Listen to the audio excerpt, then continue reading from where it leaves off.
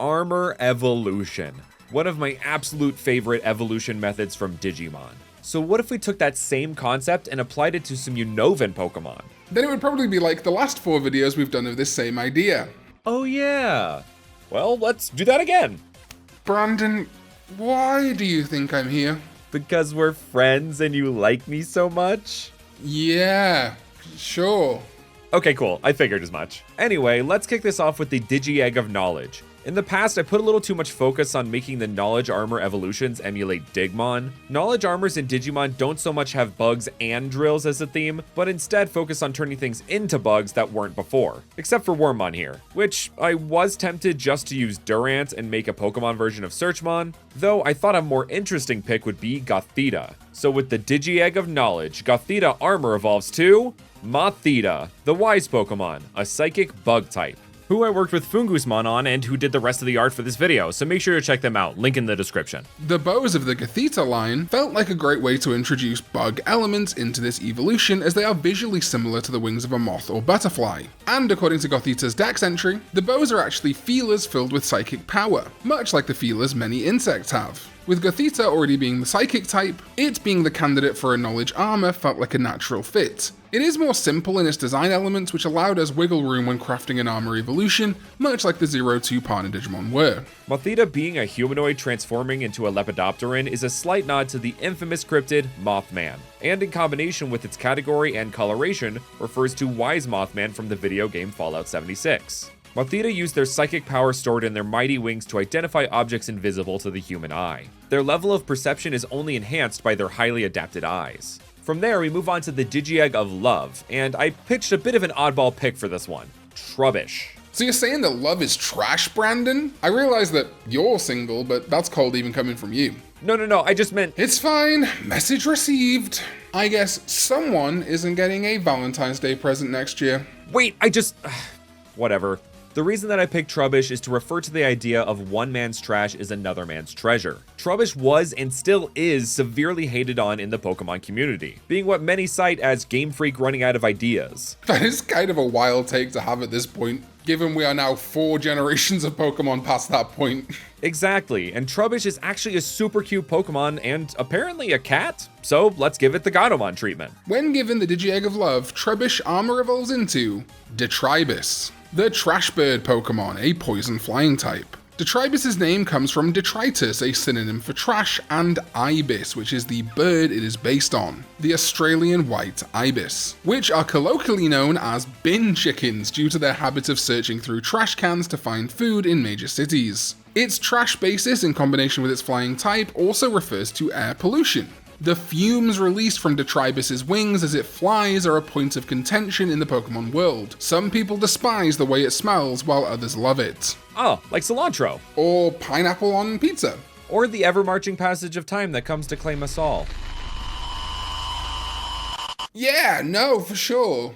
From there we jump to the Digi-Egg of Friendship, which we elected to give to Axew. This pick was strictly because Axew has that kind of generic dragon look to him like Vmon, plus we have a plan for these little tusks it has. So with the Digi-Egg of Friendship, Axew armor evolves to Shoxew, the Blade Tusk Pokemon, an electric dragon type. As Brandon alluded to, the tusks of Axew were a perfect way to incorporate the lightning horn on the Digi-Egg or Digimental, and like Raidramon with this evolution, we made it quadrupedal, as a good amount of friendship armor evolutions already are. Admittedly, this was more of a because it would be cool kind of armor evolution rather than any particular lore connection. Shoxew channel electricity through their tusks, which they use to mark trees and boulders.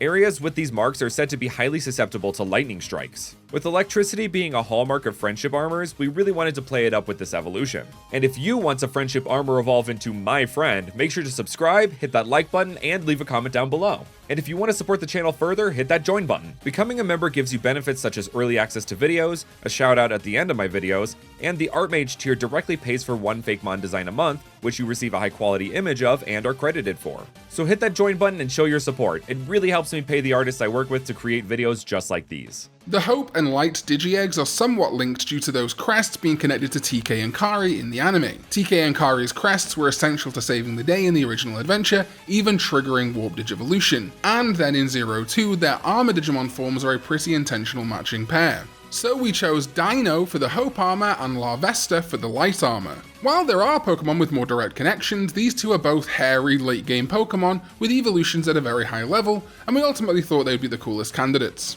So first, using the Digi-Egg of Hope, Dino Armor evolves into Lefilothin, the disastrous Pokemon, an Ice Dragon type. Hope Armors usually have some theme of constellations, so for this one we went with the Draco constellation, which I realize is a repeat from our first video on Pokemon Armor evolutions, but since Gen 5 was a soft reboot of the franchise, we can just let that one slide.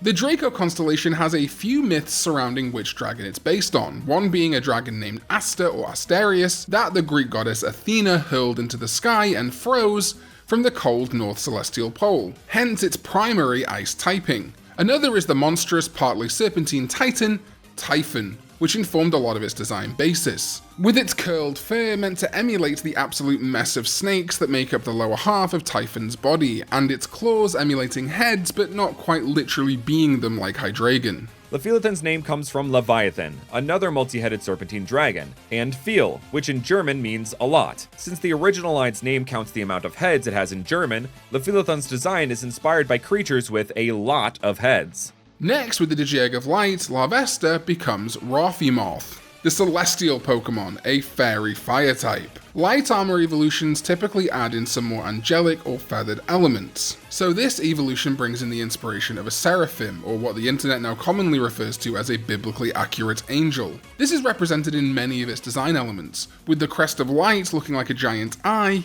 and other eye-like marks around its body and wings. It is also represented in its name, coming from seraphim and moth, but also coming from Ra, the Egyptian sun god, tying it back to both Volcarona, who is partly inspired by Hathor, consort to Ra, and Nefertimon, Gaudamon's Digi-Egg of Light evolution. We opted to replace its bug type with the fairy type due to it being such an angelic and celestial inspired Pokemon, and this wouldn't be the first time the bug type has been replaced upon evolution. Rafimoth used their celestial fire to burn away their opponents and their burdens along with them.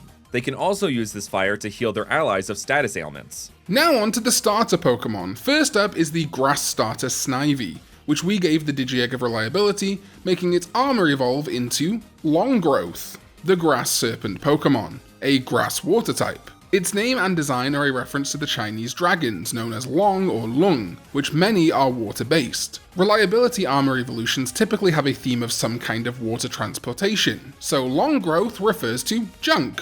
Karn, we already talked about junk with the love armor, silly. No, not that kind of junk. This kind of junk. A type of Chinese sailing ship. Oh, I see. Well, you can also see in combination with its head, fins, legs, and the water typing that it is inspired by the Chinese water dragon. Brandon, I already said it was inspired by Chinese water-based dragons. Well, I guess turnabout is fair play. No, Karn, I mean these Chinese water dragons.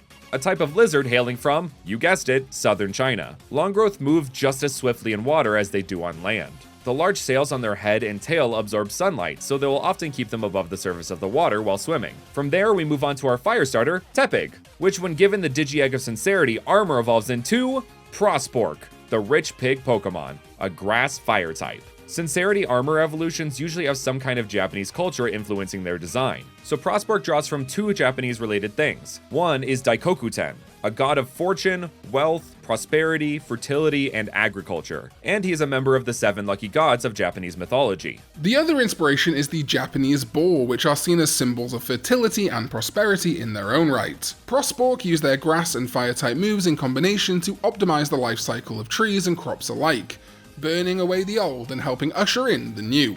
Last but not least, we have our water starter Oshawott and our last Digi-Egg, Courage. So when combined, they make the armor evolution, Dynamot, the explosive Pokemon, a water fire type. With Courage Armor's main theme being fire, we went with more of the explosive approach. The weapon Dynamot is wielding is inspired by the French shoulder cannon, the Bâton au Feu, as well as the soldiers that would typically use this kind of weapon. As you may have picked up on by now, with the design being French, Prospork being Japan-inspired and Longgrowth being Chinese-inspired, we switched around the themes of the original evolutions from Unova. Dynamot also shifts its otter inspiration to another mustelid, the Wolverine, with the Wolverine being more of a fierce predator, often taking on prey much larger than itself. Which sounds courageous to me, and I figured that it would fit in line with some of the Courage armors who for the most part look pretty fierce. And those are some armor evolutions for you Novan Pokemon. Make sure to go over and check out Karn's channel for some fantastic Digimon content. Thanks so much to our fantastic members whose names you can see on screen for supporting this channel with their hard-earned money, which you can also do by hitting that join button.